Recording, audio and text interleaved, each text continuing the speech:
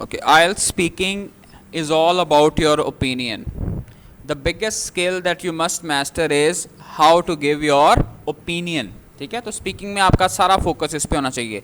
We do have some formulas how we can give our opinion. पहली बात ये होती है, जो भी आप कहना चाहते हैं जस्ट ऐड अ रीज़न. ठीक है, so whatever you are saying add a reason to it as well. तो पहली बात ये है कि आप उसकी वजह बताएं. For example, if they ask you about what do you think about social media, so I think social media is beneficial because it helps people stay connected with friends and family. ठीक है, तो ये इंसान अपने अहलो याल दोस्त अहबाब के साथ कनेक्टेड रहता है, ये उसका फ़ायदा है. तो एक तरीका तो ये है. ठीक है, द सेकेंड वे, दूसरा आप अपना ओपिनियन कैसे दे सकते हैं. आप सिर्फ रीज़न ना बताएं बल्कि उसमें क्या ऐड कर दें, एग्जाम्पल भी ऐड करना. फॉर एग्जाम्पल यहाँ पे एग्जाम्पल क्या ऐड किया. For example, I learn many new words by reading English novels. यहाँ पे अहम लफ्ज़ क्या है, आए.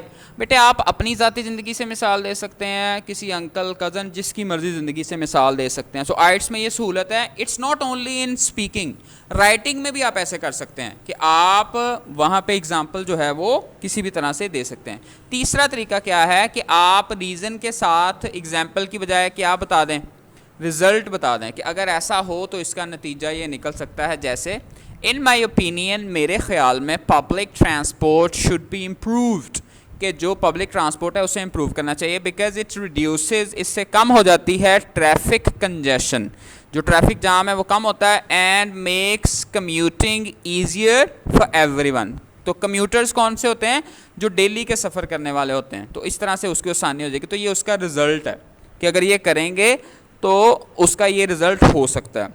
ठीक है, इसके साथ साथ बेटा आपने ये बात याद रखनी है, किसी भी चीज़ के बारे में ओपिनियन आपका स्ट्रॉन्ग ओपिनियन हो सकता है, या आपका न्यूट्रल ओपिनियन हो सकता है, या आपका वीक ओपिनियन हो सकता है. ठीक है, तो जो अगर आप किस चीज़ के बारे में पूरा श्योर हैं तो आप ये अल्फाज इस्तेमाल कर सकते हैं. आई strongly believe that, I am convinced, मुझे ये पक्का है.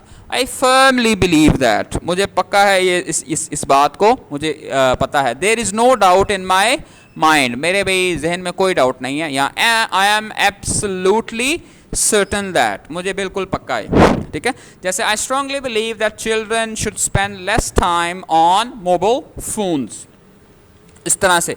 उसके बाद है कि अगर दरमियाना सही है, कोई कंफर्म नहीं है, ना ज़्यादा हक में है ना उसके खिलाफ है, तो you can use the word I think, I believe, in my opinion, from my perspective. ये ज़्यादा अच्छा लगेगा. या as far as I am concern, जहाँ तक मेरा ताल्लुक है, online education offers many advantages. फिर अगर पक्का नहीं पता उस चीज़ के बारे में, जब पता ही नहीं है तो फिर ओपिनियन कैसे, वो भी कमज़ोर सही होगा ना. तो आप ये लफ्ज़ यूज़ कर सकते हैं, आई सपोज इट्स बेनिफिशियल, या I guess it's beneficial, it seems to me that, मुझे ऐसा लगता है. या आई वुड से, मैं तो ये कहूँगा या कहूँगी, I tend to think that, मेरा ज़हन ना इस तरफ मुतवज्जे होता है. That I suppose technology has made our lives more convenient, तो हम ज़्यादा आसान हो सके. तो तीसरा ओपिनियन क्या हो सकता है, आप थोड़ा सा बैलेंस्ड ओपिनियन दें कि आप उसके फ़ायदे भी और नुकसान दोनों को मद्देनज़र रख के भी ओपिनियन बना सकते हैं. जैसे पहला तरीका क्या हो सकता है, आप ऑल्दो का वर्ड यूज़ करें.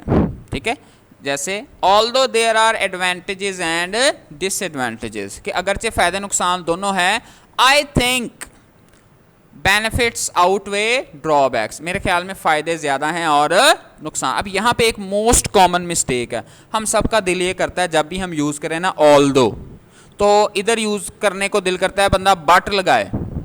ठीक है, लेकिन आपने याद रखना है मॉडर्न इंग्लिश में भी ये ऑल्दो के बाद जो है ना, लिखने में भी और वैसे भी सिर्फ कॉमा आना है, बट आपने नहीं लगाना. ठीक है, जहन में उर्दू चल रही होती है ना, तो उसके हिसाब से आपका दिल करेगा आप ये कहें although there are advantages but I think that. But नहीं कहना यहाँ पे, जब आपने पहले ऑल्दो कह दिया तो फिर आगे आपको आपने डायरेक्ट ही कहना है although there are advantages I think that. ठीक है, इस तरह से दोनों राय आपने देनी है, बैलेंस रखना है. यार फ़ायदे भी हैं नुकसान भी हैं, तो आप कहें both view points have merit. भाई दोनों जो है ना बातें इनमें ठीक ठीक हैं, बट आई पर्सनली प्रेफर, लेकिन ज़ाती तौर पर मैं इस चीज़ को तरजीह देता हूँ. या तीसरा, it depends on the situation, this is my favourite, you can say it depends on the situation. ये भाई हिसाब किताब माहौल के हिसाब से ये होता है. बट जनरली स्पीकिंग, लेकिन आम तौर पर आई वुड से, मैं ये कहूँगा, मैं कहता हूँ ज़्यादा मासूम बच्चे सिर्फ यही इकल्ली लाइन याद कर लें, ठीक है। वो इसी तरह से डिफरेंट टॉपिक्स हैं उन पे आप बेटा यूज़ कर सकते हैं।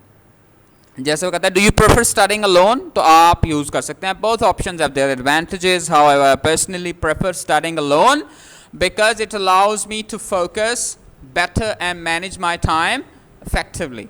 तो इस तरह से हम ये यूज़ कर सकते हैं। उसके बाद है ये बहुत ज़बरदस्त टेम्पलेट है, आपने अपनी जब ज़ाती राय देनी है, ठीक है, उसमें मिसाल वगैरह देनी है, तो आप लफ्ज़ कौन से यूज़ कर, आप कह सकते हैं पर्सनली, ज़ाती तौर पर। ज़ाहिर है आपसे सवाल कर रहा है वो डू यू थिंक, तो आइट स्पीकिंग पार्ट 1 में ज़्यादातर सवाल किससे हैं, यू, आपके बारे में ही होते हैं। तो आप ये लफ्ज़ ऐसे ही याद कर लें, personally I think blah blah blah because blah blah blah for example dash dash dash, ठीक है। तो आप इस तरह से अपनी राय जो है वो दे सकते हैं। द सेकेंड वन इज़ आप स्पीकिंग पार्ट 2 में आपको पता है आपका टारगेट है 1 से 2 मिनट के लिए बोलना, तो ज़रा बात लंबी चलानी है। बात लंबी चलाने के लिए क्या करेंगे, हम कहेंगे in my opinion dash is important, ये चीज़ अहम है बिकॉज, क्योंकि, उसकी रीज़न बताएं, पहली रीज़न बता दी, फर्दर मोर, मज़ीद उसकी वजह बताएं, ठीक है। फॉर इंस्टेंस, एग्जाम्पल की बजाय हमने इंस्टेंस कह दिया, आप मज़ीद ऐड करना है तो आप इसमें रिजल्ट भी ऐड कर सकते हैं, ठीक है। इस तरह से बात आगे चल सकती है। इसी तरह से पार्ट 3 में चूँकि डिस्कशन होती है वो ज़रा ज़्यादा एनालिटिकल सा होता है, एब्स्ट्रैक्ट टाइप होता है, उसमें आप यूज़ कर सकते हैं फ्रॉम माई पर्सपेक्टिव, जहाँ तक मेरा ख्याल है, तो आगे आप अपनी राय देंगे और आगे उसके the main reason is that, उसकी बुनियादी वजह ये फ़लाँ फ़लाँ है, मोर ओवर मज़ीद इसकी वजह ये है, एज ए रिज़ल्ट नतीजे के तौर पर इसका नतीजा ये है, ठीक है। तो इस तरह से आप बेटा अपनी बात को क्या कर सकते हैं, एक्सपैंड कर सकते हैं। अब जो चीज़ें आपने सीखनी है वो आपकी स्पीकिंग और राइटिंग में दोनों चीज़ें कैसे मदद करेंगी।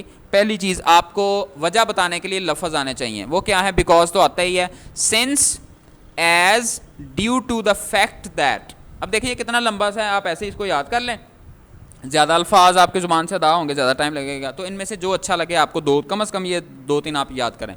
फिर हमने चीज़ों को ऐड करना है, तो हम एंड तो लगा ही जाते हैं, ये भी 2-3 लफ्ज़ याद कर लें, moreover, furthermore, besides, in addition. अगर आपने ईडियम इसमें ऐड करना है तो हम एक और ईडियम बेटे इसमें ऐड कर सकते हैं, वो क्या है, ऑन टॉप ऑफ दैट, ठीक है। ये भी एक मशहूर ईडियम है, आप ये लफ्ज़ भी यूज़ कर सकते हैं कोई चीज़ ऐड करने के लिए, ऑन टॉप ऑफ दैट।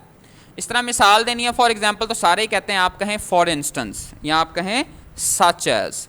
तो रिजल्ट बताने के लिए देयर फोर तो सब ने कह देना है, आप कहें कंसिक्वेंटली या क्या कह दें, एज अ रिजल्ट, ठीक है। अच्छा जी, अब ये कुछ फ्रेजेज हैं, हम अपनी राय बताने के लिए आई थिंक, आई गेस की बजाय ये अल्फाज भी इस्तेमाल कर सकते हैं, जैसे इफ़ यू आस्क मी, उसके बाद अपनी राय दें, ठीक है। और पर्सनली स्पीकिंग, ये हमने पहले भी पढ़ा है, टू बी ऑनेस्ट, सच्ची गल करना या सच्ची बात करूँ तो ऐसे, from my point of view, मेरा नुक्ता नज़र ये है, as far as I am concern, ये भी अच्छा है, the way I see it, जहाँ तक मैं इस मसले को देखता हूँ, या I tend to believe that, मुझे इस बात पे यकीन है कि, या it seems to me that, मुझे ऐसा लगता है कि, आई कुडंट अग्री मोर, मैं इस बात से मज़ीद इत्तफाक नहीं कर सकता, का क्या मतलब है, मैं मुकम्मल इत्तफाक करता हूँ, ठीक है। जिस पे आप पक्के श्योर हैं तो ये कहेंगे आई कुडंट अग्री मोर, ठीक है। इस तरह से आई कंप्लीटली अग्री दैट, ठीक है। तो आमतौर पर जो सवाल पूछे जाते हैं वो हॉबीज़ के हवाले से होते हैं या टेक्नोलॉजी, ये डिफरेंट टॉपिक्स हैं, इन टॉपिक्स को हम मास्टर कर सकते हैं, ठीक है। अब जो खुलासा है पूरे की पूरी हमारी डिस्कशन का, जिसके ज़रिए हम बेहतर बना सकते हैं अपने बैंड स्कोर को, तो आप कम से कम ये तो लाजमी याद कर लें, फ्रॉम माई पर्सपेक्टिव, जहाँ तक मेरा नुक्ता नज़र है, आगे आप अपना नुक्ता नज़र बताएं, इट इज़ बेटर। जैसे वो डू यू लाइक रीडिंग, आप कहें from my perspective I enjoy reading, the primary reason is that it improves your vocabulary. In addition, मज़ीद जो है, ठीक है, it can earn you a degree, for example, from matric to inter I have been studying different books, therefore I believe reading is beneficial, लिहाजा मुझे इस बात का यकीन है, ठीक है। तो आप इस तरह से कोई भी सवाल हो तो इस एग्जाम्पल के ऊपर आप लगा सकते हैं, ठीक है। अब इसके साथ साथ चंद मिस्टेक्स जो हैं जिनको हमने ये अवॉइड करने की कोशिश करनी है, ठीक है।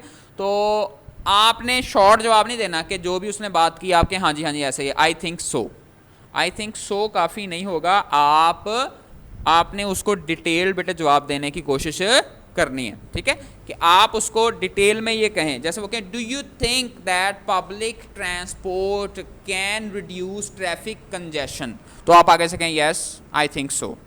ऐसे नहीं कहना, यानी उसने इतना लेंथी सवाल किया और आप आगे से सिर्फ ये कह रहे हैं, तो आपने कम से कम 3 से 5 लाइनें बोलनी है। उसका तरीका हम बार बार पढ़ चुके हैं। अपना ओपिनियन दें, रीज़न दें, रीज़न आप 1 दे दें, 2 दे दें, 3 दे दें, आप एग्जाम्पल दें, आप उसका रिजल्ट बताएं। तो इस तरह से आप बेटे इसको क्या कर सकते हैं, एक्सपैंड कर सकते हैं। आप अपना ओपिनियन जो है वो दूसरों तक पहुंचा सकते हैं। इसमें आपको मैं एक और चीज़ ऐड कर दूं, अगर आपने अपना ओपिनियन देना है तो हम PPF फार्मूला जो है बेटे वो भी हम ऐड कर सकते हैं। PPF का मतलब क्या है, प्रेजेंट, पास्ट और फ्यूचर, ठीक है। सवाल अगर फर्ज करें प्रेजेंट में है, जैसे डू यू लाइक रीडिंग, ठीक है, yes I love reading, but when I was a kid I really hate reading books. अब आप कहाँ पे जा रहे हैं, आप पास्ट की बात कर रहे हैं।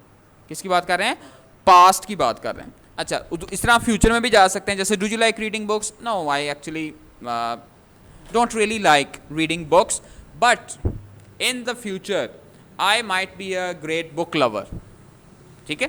तो अब फ्यूचर भी आप प्रिडिक्ट कर सकते हैं। तो आप बात को थोड़ा और बढ़ाने के लिए क्या कर सकते हैं, उसने जिस भी टेंस में पूछा है ना, पहले वो जवाब देकर या तो अपने माजी का वाकया वो बता दें या फिर आप अपने फ्यूचर में ले जाएं। तो इस तरह से हमारे जो टारगेट है ना 3 to 5 सेंटेंसेस वाला, वो क्या हो सकता है, वो भी पूरा हो सकता है। और फिर हमें हर दफ़ा सोचना नहीं पड़ेगा, दिमाग को यही प्रॉम्प्ट देना पड़ना, भाई इसकी रीज़न तलाश करो, इसमें चीज़ और ऐड करो, इसमें क्या रिजल्ट हो रहा है, इसका पास्ट बताओ, इसका यहाँ फ्यूचर बताओ। So in this way you can express yourself better, and if you are giving your opinion in this way, so it would give you inshallah 7+ band score. So wish you best of luck for that.